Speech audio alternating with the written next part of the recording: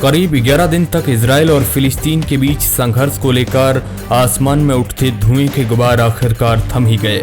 हालांकि हमास ने युद्ध विराम को अपनी बड़ी जीत बताया है, लेकिन इसके चलते जो दुनिया पर तीसरे विश्व युद्ध का जो खतरा मंडरा रहा था वह शांत हो गया है। युद्ध विराम के चलते इजराइल के प्रधानमंत्री नेतन्याहू को दक्षिणपंथी सांसदों से विरोध का सामना करना पड़ रहा है। दरअसल अभी जो खबर निकल कर आ रही है वो काफी हैरान करने वाली है। टाइम्स ऑफ इजराइल अखबार के मुताबिक हमास से युद्ध विराम के कारण इजराइल के प्रधानमंत्री से उनके कुछ राजनीतिक समर्थक उनसे नाराज है। गुरुवार को हमास की तरफ से युद्ध विराम की घोषणा पर इजराइल के प्रधानमंत्री ने वोटिंग के समर्थन के आधार पर मुहर लगा दी थी। हालांकि इजराइल के ही कई लोग सरकार के इस कदम की जमकर आलोचना कर रहे हैं। युद्ध विराम से इजरायली संकल्प पर बुरा असर पड़ेगा।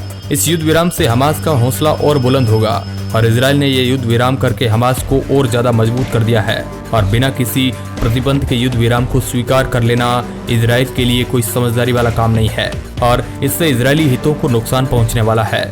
वहीं इजराइल के एक धार्मिक पार्टी के नेता ने ट्वीट के जरिए इजराइल के प्रधानमंत्री को चेतावनी दी है कि अगर युद्ध विराम में जेरूशलेम को लेकर भी रियायत देने की बात है तो वह सरकार बनाने का ख्याल अपने मन से ही निकाल दे। वहीं दूसरी तरफ युद्ध विराम को लेकर गाजा में काफी खुशी का माहौल है। गाजा में हमास के एक नेता ने युद्ध विराम को अपनी जीत बताया है और कहा है कि ये हमारे प्रतिरोध की जीत है।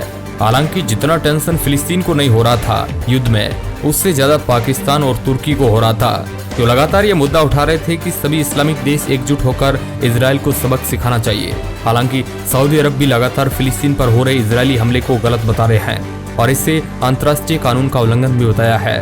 अब दोस्तों, इसके बारे में आप क्या सोचते हैं? इसमें किसकी जीत हुई है? हमें कमेंट बॉक्स में आप जरूर बताएं।